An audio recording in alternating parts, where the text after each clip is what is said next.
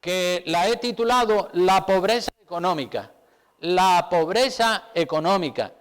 La pobreza siempre ha existido. Así que prepare su Biblia para que verifique esos pasajes de la Escritura que vamos a compartir, y también, como siempre, mandamos un saludo a la gente que nos ve por internet. Que el Señor los bendiga y sigan ahí orando por nosotros y nosotros por ustedes. Bueno, sobre la pobreza económica, todos sabemos obviamente lo que es la pobreza económica. Hay muchos niveles de pobreza. Dicen que una persona es pobre cuando no dispone de los recursos económicos necesarios para satisfacer sus necesidades básicas de alimentación, cobijo, techo, etcétera, etcétera. Cuando no tiene economía suficiente para eso, pues podemos decir esa persona es pobre.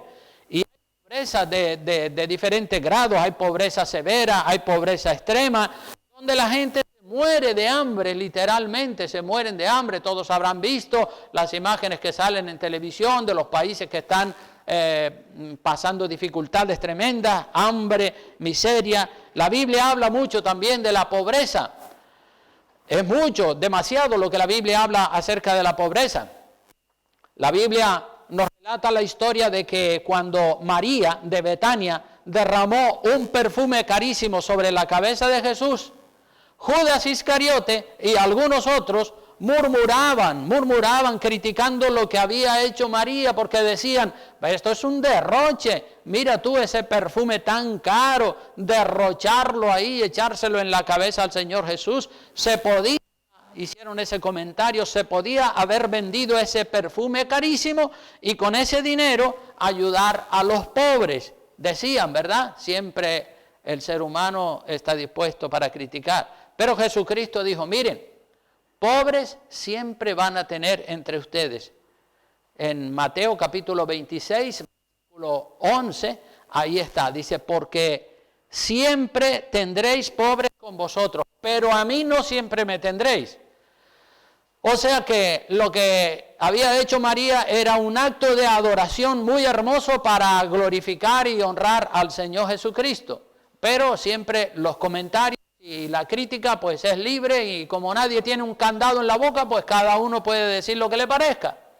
Y muchas veces meten la pata. Entonces Jesucristo dijo bien que siempre van a existir pobres, La pobreza económica siempre ha existido, unas veces con más fuerza y otras veces con menos fuerza, pero la pobreza siempre ha estado ahí en la mayoría de los pueblos. Aún en los países ricos puedes ver gente mendigando en las calles. Yo he estado en Inglaterra en una ocasión y vi unos cuantos mendigos en la calle. Y eso que allí hay asistencia social y lugares donde acoger a todas esas personas, pero ellos quieren vivir vagabundeando en la calle. Las causas de la pobreza económica son muy diversas. Hay pobres que son pobres porque han sido malos administradores de su dinero, lo han despilfarrado completamente en vicios, en pecados, en drogas, en mala vida. Entonces son pobres por eso, porque ellos no quieren progresar, no quieren mejorar. Pero también hay pobres que han sido, o mejor dicho, que son pobres porque no tienen en su vida la oportunidad de salir adelante. Han vivido en un país pobre y no han tenido la oportunidad en su vida de pensar, de mejorar y de una economía más estable.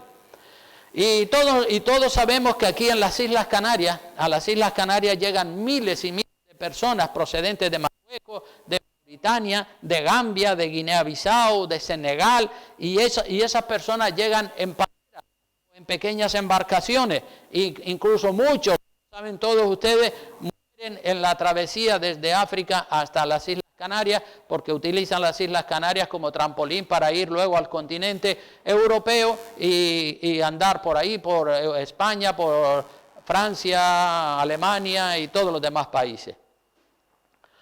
Otros inmigrantes llegan a las Islas Canarias procedentes de países extranjeros, de Centroamérica, de Sudamérica. Todos naturalmente vienen buscando un mejor estilo de vida. Y otros huyen de la pobreza, otros huyen de la guerra. En el pasado, en los años de la Guerra Civil Española, muchos aquí en las Islas Canarias emigraron y se fueron. Dice que en Venezuela hay como 500.000 de canarios que hace 60, 70 años emigraron para allá y porque estaba la guerra aquí en las Islas Canarias y entonces tuvieron que huir buscando mejores horizontes.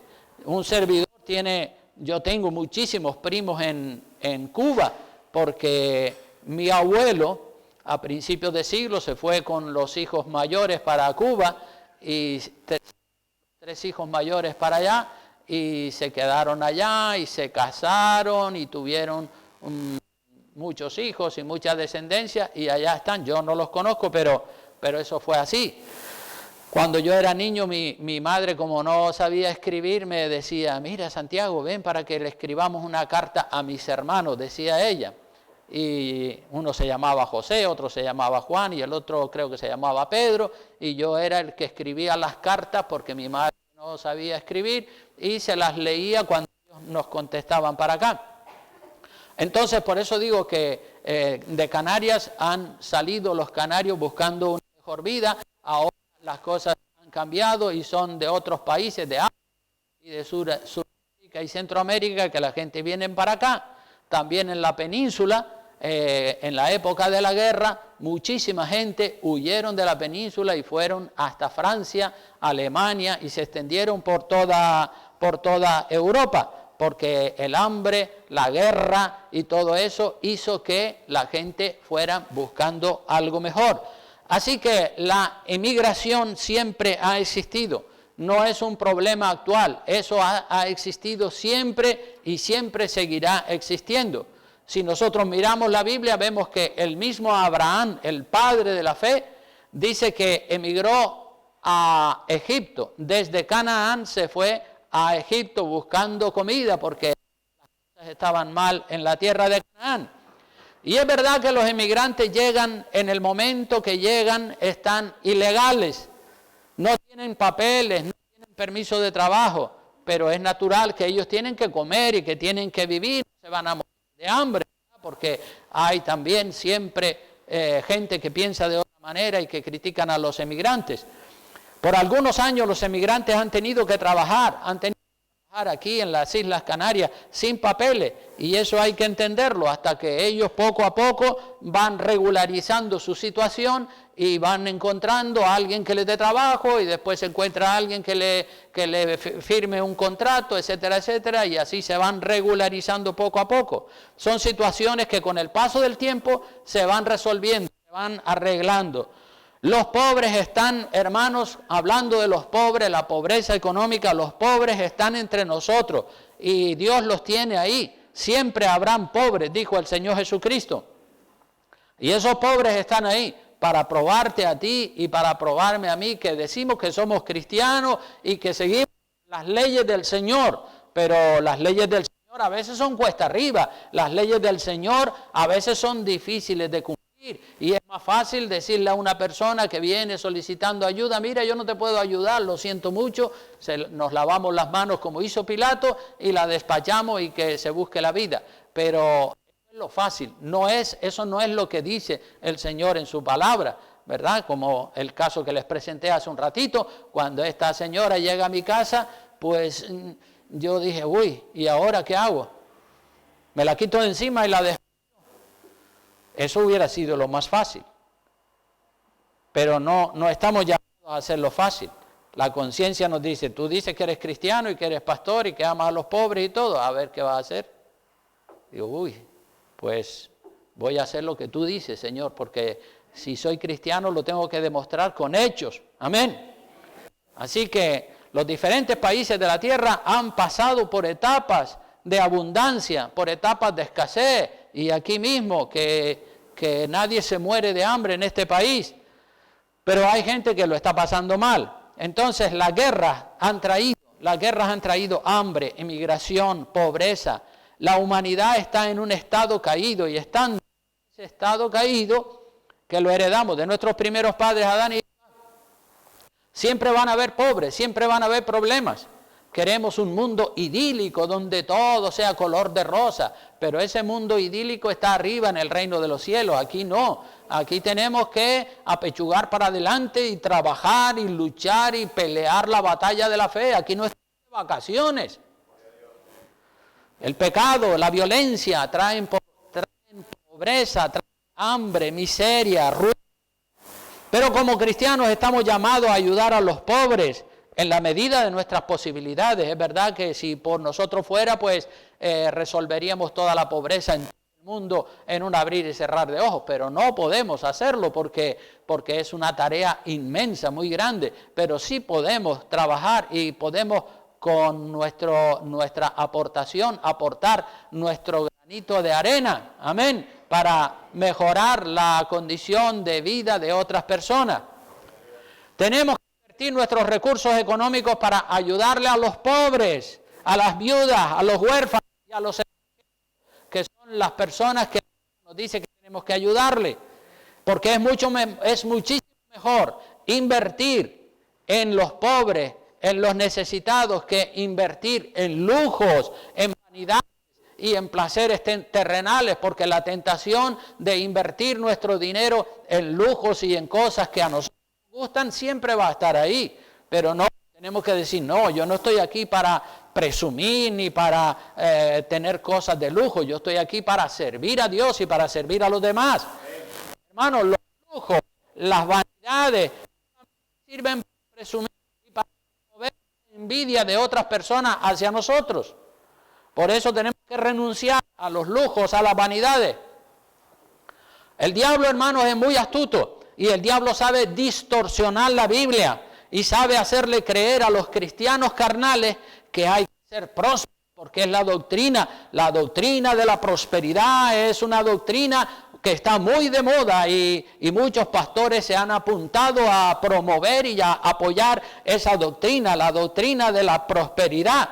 Y le dicen a la gente que hay que ser próspero, que cuanto más dinero tenemos, más bendecidos estamos. Pero la Biblia nos dice lo contrario. La Biblia nos dice en 1 de Timoteo capítulo 6, versículo 10, dice, porque raíz de todos los males, ¿qué cosa es? El amor al dinero, al lujo, a la vanidad, a la vanagloria. Esta es la raíz de todos los males, el cual codiciando a algunos, ¿qué pasó con ellos?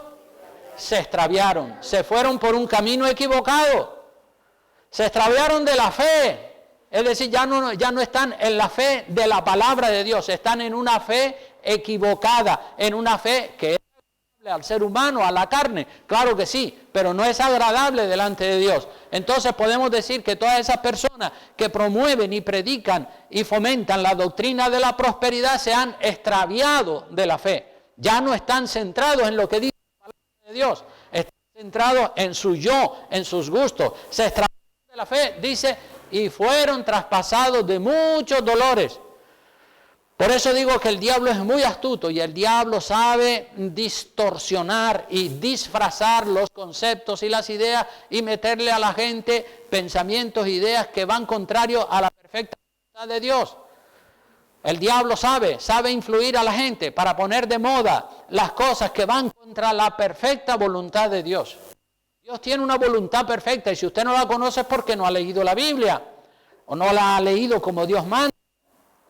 El diablo pone de moda tantas doctrinas, pone de moda la doctrina de la prosperidad, pone de moda el aborto, pone de moda el feminismo, el machismo, la eutanasia, pone de moda el cambio de sexo, la homosexualidad, el lesbianismo, el nudismo, la minifalda, las drogas, el divorcio, el individualismo, el pasotismo, el ateísmo, el animalismo y tantas otras cosas que el diablo las disfraza y las pone de moda entre la gente del mundo y luego los cristianos ingenuos pues siguen la corriente del mundo, pero no puede ser así. Nosotros estamos aquí para decirle al mundo, ustedes están equivocados, la Biblia dice esto y esto es lo que nosotros seguimos. El otro día estaba viendo una noticia porque en Colombia aprobó en estos días la ley del aborto, que aprueba matar a las criaturas en el vientre de su madre. Y yo me quedé sorprendido cuando una manifestación de feministas decía, ¡qué bien! Ya lo aprobaron, ahora podemos matar a los bebés en el vientre y no vamos a la cárcel por eso como antes. Las madres matan a sus bebés en sus propios vientres, los hijos matan a sus padres, porque ahora se aprobó también la ley de la eutanasia. El viejito está en un estado terminal, o la viejita, venga, le metemos una inyección y lo mandamos para otro lado.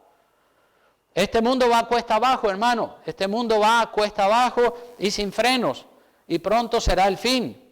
Los hombres matan a las mujeres matan a los bebés. No hay temor de Dios, no hay misericordia en este mundo. Impera lo que se llama la ley del más fuerte. El más fuerte hace su voluntad y el más débil la sufre y muere. Pero los cristianos llamados a ser sal y luz. Vea lo que dice en Mateo capítulo 5 versículos 13 en adelante. Mateo capítulo 5 versículos 13 en adelante hasta el 16. Dice el Señor ahí, vosotros sois, nosotros, usted y yo, la iglesia del Señor, somos la sal de la tierra. Somos la sal de la tierra, es decir, la sal le da sabor a la comida. Y nosotros le tenemos que dar sabor a este mundo que está lleno de sinsabores, lleno de ruina, lleno de maldad. La gente está sintiéndose solos. Claro, no pueden tener relaciones entre ellos, no pueden tener una esposa, un esposo. En la inmensa mayoría el individualismo prevalece allí en la calle y luego esas personas que usted ve solas, pues están sufriendo la soledad. ¿Pero por qué tienen el problema de la soledad? Porque no tienen los principios de la palabra de Dios. Porque si tuvieran los principios de la palabra de Dios, tendrían a Cristo en el corazón y comenzarían a amar a las demás personas, y lo que se siembra se cosecha. Cuando usted bendice y cuando usted ama a los demás, enseguida se abre una red de amigos y de personas que te van a bendecir a ti porque tú también los has bendecido a ellos. Amén. Así que el Señor dice, vosotros sois la sal de la tierra, pero si la sal se desvaneciere, ¿con qué será salada? No sirve más para nada, sino para ser echada fuera y hollada por los hombres. La sal es para darle sabor a la comida y para muchas otras cosas, pero si no hiciera eso, pues no serviría para nada. Y si nosotros como cristianos, que el Señor dice que somos la sal de la tierra, no hacemos esa función, tampoco servimos para nada, es lo que quiere decir el Señor. Y también nos pone el ejemplo de la luz del mundo. En el verso 14 dice, vosotros sois la luz del mundo. Ustedes son los que tienen que alumbrar. Una ciudad asentada sobre un monte no se puede esconder, ni se enciende una luz y se pone debajo del almud, sino sobre el candelero y alumbra a todos los que están en casa. Así el Señor, alumbre la luz delante de los hombres para que vean, ¿qué cosa? Nuestras buenas obras. Cuando ellos ven nuestras buenas obras, dice, esta gente se está tomando el cristianismo en serio. Pero si ellos ven solamente palabras y no ven buenas obras, van a decir, esto del montón, más de lo mismo. Pero tenemos que hacer buenas obras, ayudar al pobre, ayudar al necesitado, alumbrar al que está en tinieblas. Así alumbre vuestra luz delante de los hombres, para que vean vuestras buenas obras. ¿Y qué pasa cuando la gente ve nuestras buenas obras? Ahí lo dice. Glorifican a vuestro Padre que está en los cielos y dicen, gracias, que encontré unas personas que me están ayudando. Cuando usted ayuda y cuando usted alumbra y cuando usted bendice y cuando usted hace buenas obras, la gente a la que usted le hace buenas obras, ellos van a decir, gracias Señor, gracias porque enviaste a este hombre o a esta mujer que me ayudara. Y de esa manera glorifican a Dios. Mientras que si no lo hacemos no van a glorificar a Dios, pero nosotros tenemos que ser los promotores, haciendo las buenas obras, alumbrando, siendo sal y luz en la tierra para que la gente pueda decir gloria a Dios y alaben el nombre del Señor. Cuanto más los cristianos nos entregamos a servir y a guiar a los perdidos, más estaremos siendo sal y luz en este mundo. Es fácil ser un cristiano sin compromiso, hermanos. Es fácil ser un cristiano o una cristiana sin compromiso con Dios, sin compromiso con la iglesia, sin compromiso con la sociedad. Y esa es la tendencia de muchas personas hoy en día. Cuantos menos compromisos tengo, mejor vivo. No, cuantos más compromisos usted coge con Dios y con la iglesia y con la sociedad, más satisfecho se va a sentir interiormente. ¿Saben, hermanos? A mí me llaman mucho la atención los monjes y las monjas en la iglesia católica. Porque los monjes y las monjas en la iglesia católica, en los monasterios, ellos hacen tres promesas para toda la vida. Y son promesas superlativas, son promesas muy grandes. Ellos hacen el voto de pobreza, el voto de castidad y el voto de obediencia. Es decir, la promesa de pobreza, la promesa de castidad y la promesa de obediencia. El voto de pobreza, ¿en qué consiste el voto de pobreza que hacen los monjes y las monjas? Pues consiste en que ellos ellos hacen una promesa de que no van a adquirir ninguna propiedad, ninguna promesa, ni un coche, ni una casa, sino que ellos han decidido entregar su vida al Señor al 100% y hacen un voto de que no van a luchar por conseguir cosas materiales. Hacen ese voto de pobreza para toda su vida. Luego hacen también el voto de castidad, y este voto se refiere a que van a vivir en santidad, que no se van a casar, que no van a tener vida sexual, que no van a tener familia y que se van a mantener puros para toda su vida. Hacen ese voto, el voto de pobreza, el voto de castidad y el voto de obediencia. El voto, la promesa de obediencia consiste en que ellos van siempre a obedecer al abad. El abad es el jefe de los monjes, ¿verdad?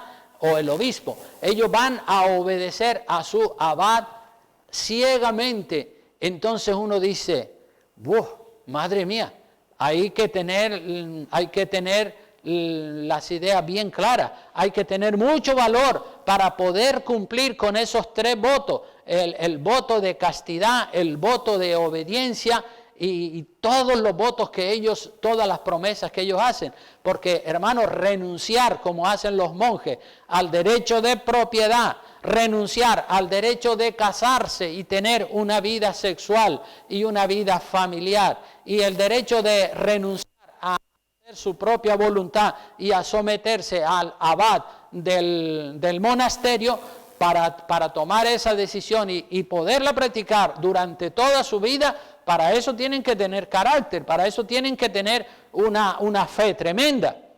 Para renunciar a esos derechos hay que ser valientes, y mucho más valientes para poder cumplir esos tres votos, esas tres promesas durante el resto de su vida. Pero hay muchas personas en la Iglesia Católica, muchos monjes y monjas que han tomado esa decisión.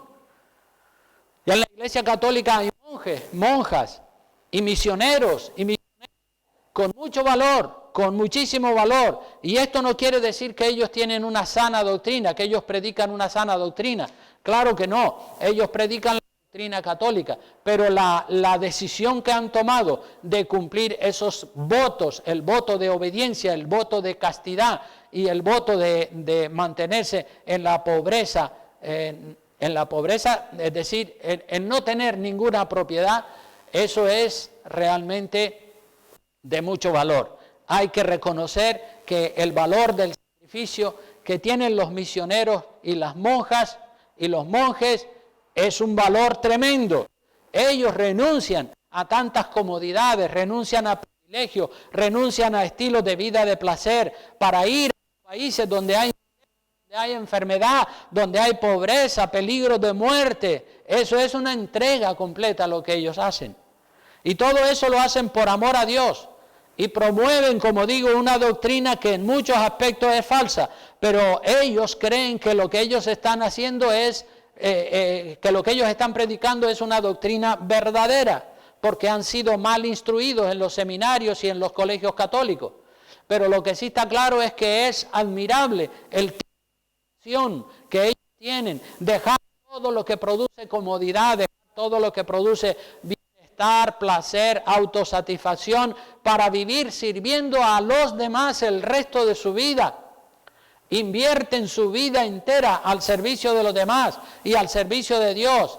Al principio parece una cosa muy dura, pero después eso da satisfacción, ¿verdad? Cuando nosotros nos decidimos a ir poco a poco, no estoy diciendo que te conviertas en un monje o en una monja, pero sí te estoy invitando a coger un poco más de compromiso con la obra del Señor, porque eso es lo que te va a dar sentido a la vida. La vida del cristiano coge sentido cuando somos de bendición, somos bendición para otras personas. Así que coja cada día un compromiso mayor con la obra de Dios y verá qué satisfacción más linda usted va a sentir en el interior de su corazón. Y tenga también cuidado, porque cuando usted se decide a hacer buenas obras, el orgullo le puede atacar más fuerte. Cuando usted no hace nada, pues el diablo no le ataca por la línea del orgullo, pero cuando usted empieza a hacer cosas buenas, el diablo viene y le da palmaditas en la espalda y dice, tú sí que eres un buen siervo, mira lo que estás haciendo, oh, qué bien. Y si uno se come esos halagos y si uno se come esos pensamientos, está comiéndose la comida del diablo, porque el orgullo es el alimento para la carne. Hay que hacer todo lo que el Señor nos manda, y cuando hayamos hecho todo lo que el Señor nos manda, ¿qué es lo que tenemos que decir? Siervo inútil soy. Esa frase de Jesucristo es un palo, ¿para qué? Para el orgullo. Cuando el Señor dice eso, el Señor no tiene contemplaciones con el orgullo. El Señor le manda a rajatabla el orgullo. Dice, cuando hagas todo eso, no te eches flores a ti mismo, ni te llenes de autoalabanza. No. Cuando hagas todo eso, piensa y di para ti mismo, siervo inútil soy, Señor. Soy un siervo inútil, no estoy haciendo nada extraordinario. Estoy haciendo sencillamente lo que tú mandas. Y eso mata el orgullo.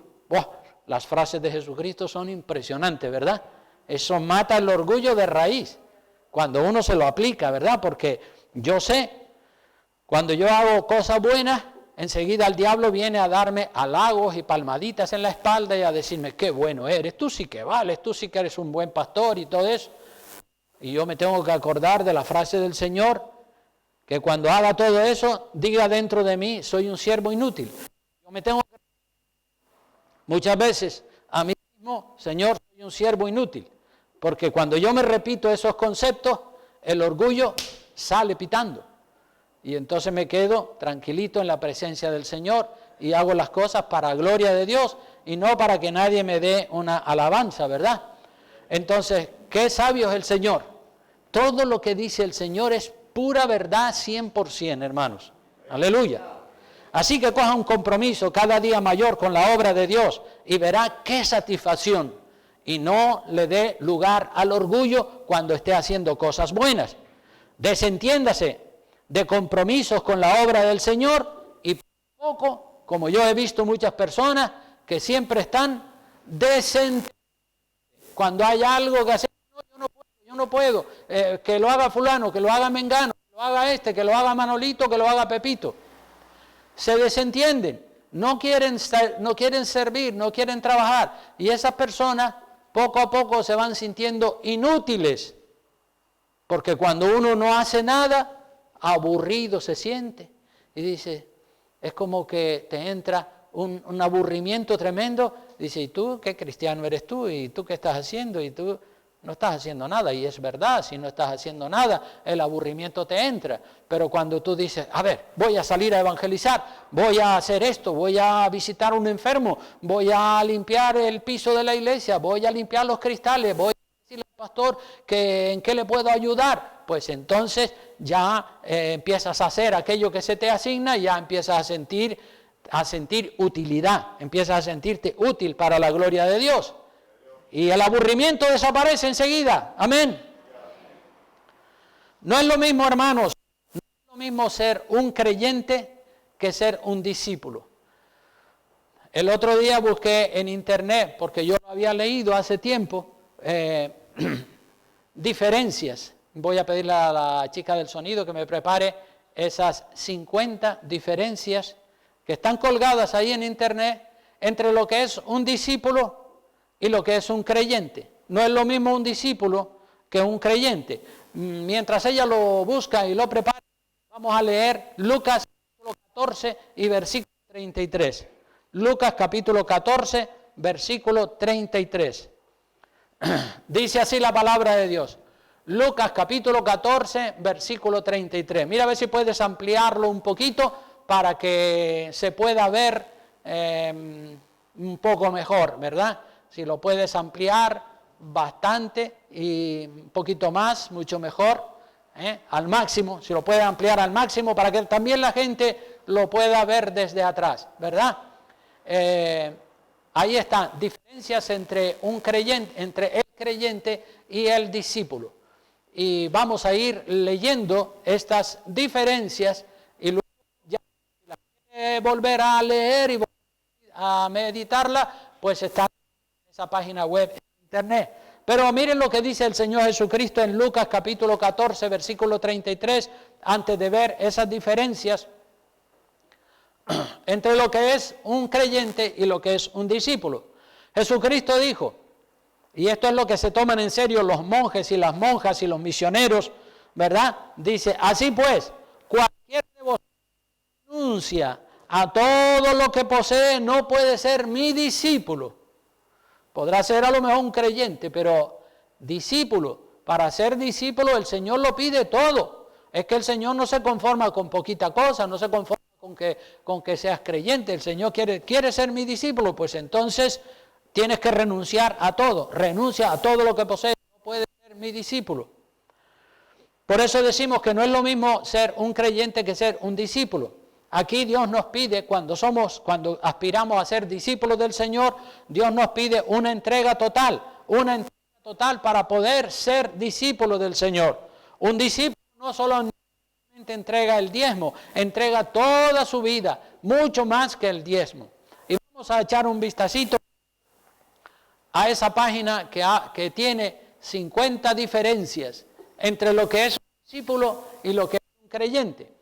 La primera diferencia dice, el creyente suele esperar panes y peces. El discípulo que es un pescador, ayúdeme, vamos a seguir con la número 2. Dice, el creyente lucha por crecer, el discípulo lucha por reproducirse. Ahí están las citas bíblicas en cada uno de esos pasajes. El creyente número 3 gana, el creyente se gana, el discípulo que dice se hace. La 4, el creyente depende en gran parte de los pechos de la madre. El discípulo está como está, destinado para servir. La número 5, el creyente gusta del halago, el discípulo del sacrificio vivo, que es muy diferente, ¿verdad? El creyente número 6 entrega parte de sus ganancias. El discípulo entrega parte de su vida o toda su vida. El creyente puede caer en la rutina. El discípulo es, ¿qué cosa? Revolucionario. El creyente busca que le animen. El discípulo, ¿qué hace? Procura animar. El creyente espera que le asignen tarea. El discípulo que dice solícito, decidido en asumir responsabilidades. El creyente murmura y reclama. El discípulo ¿qué? Obedece y se niega a sí mismo, como dijo Jesucristo. El creyente suele ser con circunstancias. El discípulo aprovecha las circunstancias para ejercer su fe. El creyente reclama que le visiten. El discípulo ¿qué hace? Visita. El creyente busca en la palabra promesas para su vida. El discípulo busca vida para cumplir las promesas de la palabra. Qué diferencias tan grandes, ¿verdad? El creyente es yo. El discípulo es ellos. servir a los demás. El creyente se sienta para adorar. El discípulo le anda adorando permanentemente. El creyente pertenece a una institución. El discípulo es una institución él mismo. El creyente, en el creyente la unción del Espíritu Santo es confirmación y meta. En el discípulo es medio para lograr la meta de ser testigo eficaz a toda criatura. El creyente vale para sumar, el discípulo vale para... que es muy diferente, ¿verdad? El creyente aumenta la comunidad, los discípulos aumentan las comunidades. Los discípulos de la iglesia primitiva trastornaron el mundo. En el siglo XXI están trastornados por el mundo, que no es lo mismo. Los creyentes esperan milagros, los discípulos obran milagros. El creyente es un ahorro, el discípulo es una inversión. Los creyentes destacan llenando el templo, los discípulos se hacen para conquistar el mundo. Los creyentes suelen ser fuertes como soldados acuartelados, los discípulos son soldados y pastores. El creyente cuida de las estacas de su tienda, el discípulo ensancha el sitio de su cabaña. El creyente hace hábito, el discípulo rompe los moldes. El creyente sueña con la iglesia ideal, el discípulo se entrega para lograr la iglesia real.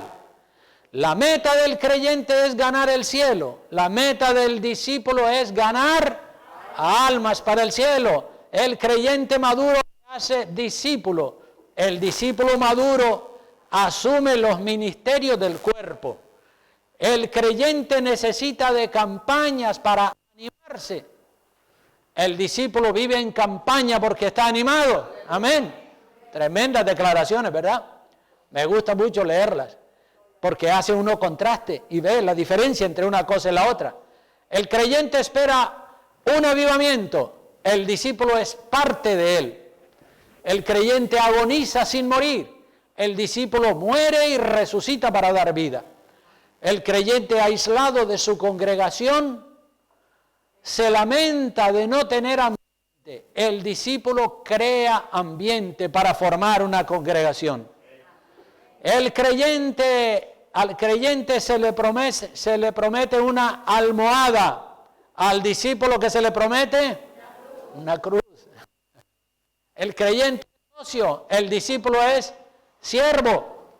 El creyente se enreda con la cizaña, el discípulo supera las escaramuzas del diablo y no se deja confundir.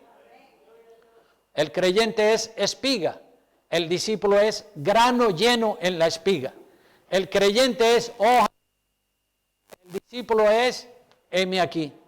El creyente quizá predica el evangelio, el discípulo. El creyente espera recompensa para dar, el discípulo es recompensado cuando da. El creyente es pastoreado como oveja, el discípulo apacienta a los corderos. Amén. Seguimos mirando, quedan 9 más. Sube un poquito más. Eso. El creyente, verso 42, el creyente recibe la salvación por la cruz de Cristo. El discípulo toma su cruz cada día y sigue a Cristo. El creyente espera que oren por él. El discípulo, ¿qué hace? Ora por los demás. El creyente se congrega para encontrar al Señor. El discípulo trae la presencia del Espíritu Santo. El creyente le es predicada la salvación por la sangre de Cristo. El discípulo toma la Santa Cena y anuncia a las potestades de los aires la victoria de Cristo en él, para gloria de Dios. El creyente sigue intentando limpiarse para ser digno de Dios. El discípulo no se mira más y obra en la fe de que Cristo le ha limpiado ya. El creyente espera que le interpreten las Escrituras. El discípulo que conoce al Señor y habla de Él. El creyente no se trata con miembros de las diferentes denominaciones. El discípulo se hace como los demás para ganar a algunos de ellos para Dios. Y quedan dos más. El creyente busca consejos de los demás para tomar una decisión, pero el discípulo ora a Dios, lee la Biblia y en fe toma una decisión. El creyente espera, por último, que el mundo se perfeccione y el discípulo lucha por llevar a Cristo a los demás. Sabe que este no es el reino de Dios y espera su venida. Aleluya. Así que si quiere aprender a ser un discípulo de Jesucristo, lea el siguiente estudio bíblico. Ahí está, ¿verdad? Que nos lleva a todos a buscar de Dios con todo el corazón. Entonces, hermanos, ya voy concluyendo ya. No se olvida de los necesitados. Estamos hablando de la pobreza económica. Dios no se olvida de las personas más necesitadas y nos ordena a nosotros que le ayudemos al pobre, al huérfano y a la viuda. Vean lo que dice Zacarías, capítulo 7, versículos 8 al 14. Zacarías, el penúltimo libro del Viejo Testamento, Zacarías.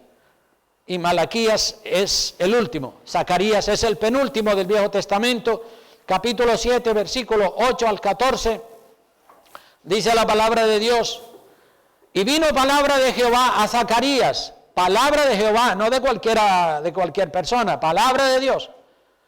Lo que dice Zacarías ahí es palabra de Dios.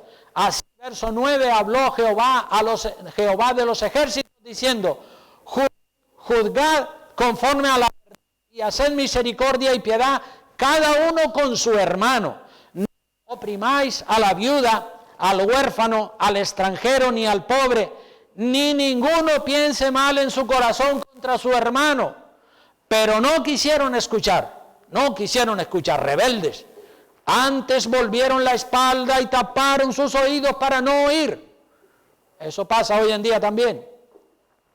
Verso 12, y pusieron su corazón como diamante, duro como diamante, como el mármol, para no oír la ley ni las palabras que Jehová de los ejércitos enviaba por su espíritu, por medio de los profetas primeros. Vino por tanto gran enojo de parte de Jehová de los ejércitos. Es decir, que cuando la gente dice, no quiero, eso no me gusta, Dios dice, sí, no te gusta, bueno, ya verás lo que te espera. Aconteció, verso 13, que así como él clamó, porque Dios clamó a través de los profetas, hizo que los profetas hablaran, y los profetas hablaron lo que Dios les decía a ellos que hablaran, y no solo lo hablaron, lo escribieron, y ahí está en la Biblia para nosotros.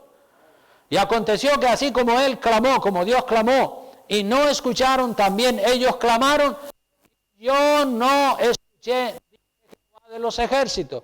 O sea que si nosotros no hacemos caso a lo que Dios dice, ¿cómo vamos a tener la poca vergüenza de decir, Dios, ayúdame por aquí, ayúdame por allá, dame esto, dame aquello, dame lo otro? Y Dios dice, ¿y lo que yo te pido qué? Te entra por este y te sale por el otro, y ahora vienes a pedirme cosas a mí, que te bendiga, que te sane, que te dé esto, que te dé aquello, que te dé lo otro. ¿Acaso tú me has obedecido a mí para tener el derecho de venir a pedirme cosas? Dios sabe, hermanos. Los esparcí, dice que Dios se enfadó y los esparció como torbellino por todas las naciones que ellos no conocían. Y la tierra fue desolada tras ellos, sin quedar quien fuese ni viniese, pues convirtieron en desierto la tierra deseable. Así que todos los mensajeros de Dios predicaron, y todos los mensajeros que predicamos, debemos seguir predicando la palabra de Dios, y tenemos todos la responsabilidad de estudiar, de reflexionar, de digerir la palabra de Dios, de rumiar la palabra de Dios, para que hagan su efecto, para que la palabra de Dios haga un efecto sanador en nuestra mente y en nuestros corazones. Hay que desarrollar un pensamiento crítico, aunque nos duela y aunque el orgullo nuestro se machaque, pero tenemos que ser con nosotros mismos. Es más fácil. Vimos antes una imagen, una de las imágenes expresivas, vimos una imagen que decía, es más fácil engañar a la gente que convencerlos de que han sido engañados. Y es verdad, yo he verificado y he visto que una persona engañada si echa raíces en el... Sacarlo de ese engaño es muy difícil. Qué gran satisfacción siente uno cuando sabe que lo que uno está predicando es pura verdad 100%. Entonces, hermano, defienda la palabra de Dios, defienda sus ideas con la Biblia en la mano. No defienda sus ideas con capricho ni por fuerza. La razón es más poderosa que la fuerza.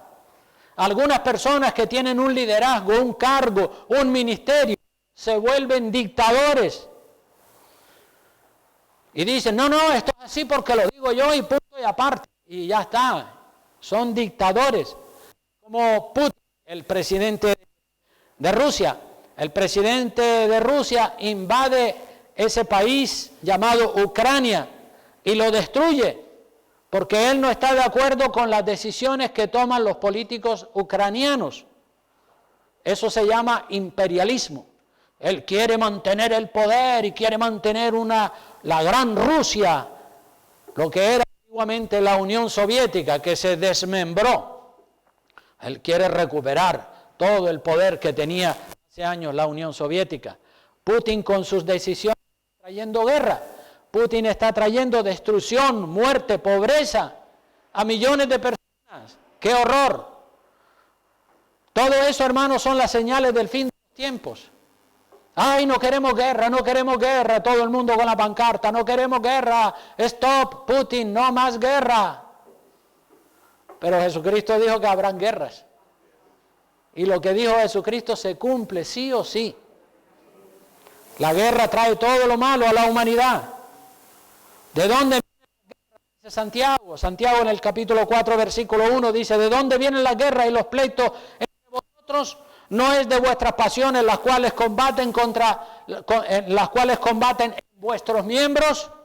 La codicia, la envidia, los principios diabólicos. No entienden de razones. Putin no entiende de razones. No entiende que los ucranianos son un país libre y él cree que son sus siervos. Y dicen, ustedes hacen lo que yo digo y si no, los mato a todos.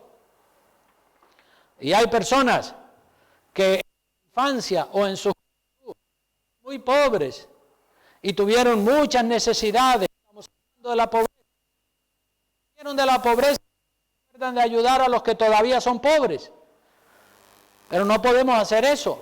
Hay un refrán por ahí que me gusta mucho oírlo, dice que el gallo no se acuerda de cuando fue pollo. Es decir, el gallo principal del gallinero, él se sube al palo más alto del gallinero y empieza a quiquiricar allí, dice, aquí el que manda soy yo. Y si algún gallo pequeño se levanta, lo ataca y lo persigue. Por eso dice, el gallo no se acuerda de cuando fue pollo. Y Putin ahora es el gallo, él dice, aquí soy yo el jefe, y los que no me obedecen, muerte a ellos.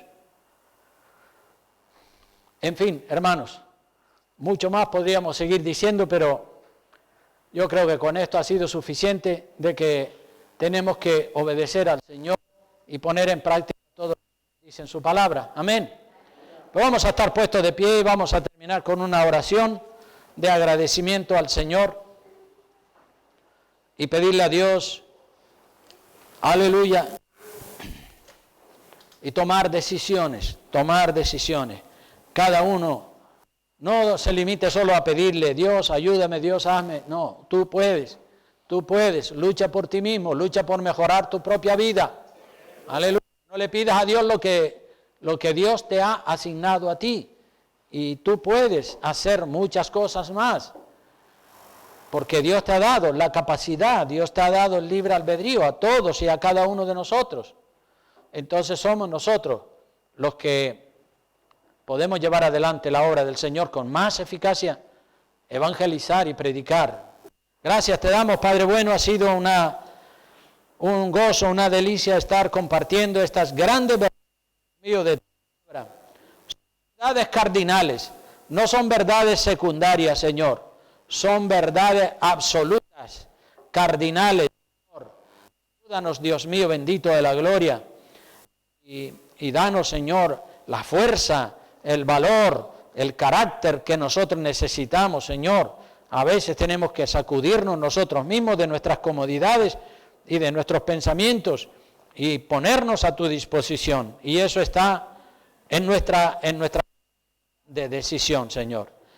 Dice a todos mis hermanos en esta hora, y que todos, Dios mío, avancen como cristianos, cumplan los propósitos que tienes para con cada uno de ellos.